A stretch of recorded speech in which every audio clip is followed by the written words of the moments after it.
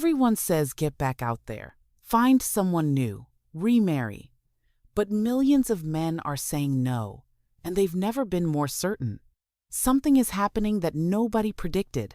Men who've been married before, good men, are walking away from marriage permanently, not delaying it. Walking away forever. These aren't bitter 25-year-olds. These are men in their 40s, 50s, and 60s. Men who already signed the papers, said the vows, believed till death do us part. They believed it once. Some believed it twice. They're not believing it again. They followed the rules. They believed in the system. Then they went through divorce. They felt what it costs, and they made a calculated decision. They looked at the math. They looked at the odds.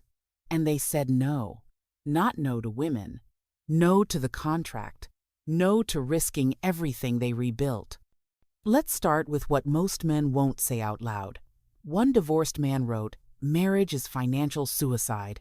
Then I found hundreds saying the same thing. One wrote, "Once you get divorced and get destroyed financially by someone who left because they got bored, you make sure to never risk your finances again." Another shared, "Lost $300,000 in the divorce. Now I pay $2,000 a month in alimony. Hell no to remarrying." Another wrote, "I'm too old to start over. I can't be cleaned out again." The average divorce costs $15,000 in legal fees. Contested divorces? 6 figures. Some men spent $200,000-300,000 just in legal fees.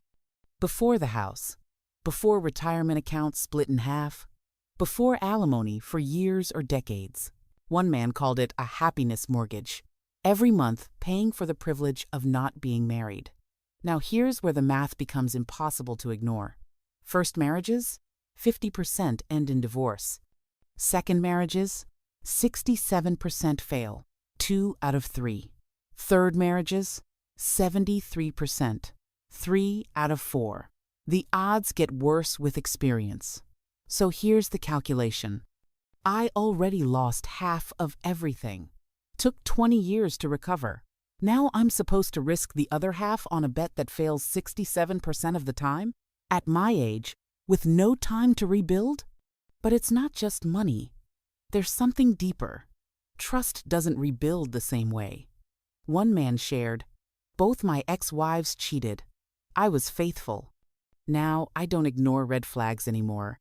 Another wrote, "My ex broke me emotionally. She broke something inside. I don't want to be entangled with someone who has power to rip my heart out again." One comment stuck with me. Soul scraped out.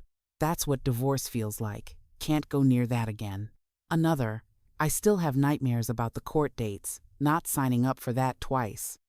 When you've experienced real betrayal from someone who promised forever, it changes you permanently. Promises mean nothing. Vows are performances. The ring is just metal. The years you invested can disappear because someone got bored. Once you learn that, you can't unlearn it. One man said, "I don't want to be divorced again." That's the real fear. Not being alone, being divorced again, sitting in that courtroom again. One man put it perfectly. The loneliness inside a bad marriage is heavier than the loneliness of being alone. Alone is lighter. So if they're not remarrying, what are they doing? I expected bitter, lonely men who secretly wished they had remarried. That's not what I found. One wrote, "The height of luxury is me watching whatever I want.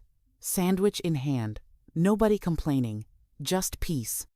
Another, "My home feels safe now. No more walking on eggshells, just calm. Just mine." Another, "Divorced at 47, thought my life was over, but the peace I have now? Amazing. I'm loving life in a way I never did when married." These men aren't surviving. They're thriving. 57 years old, finally at peace.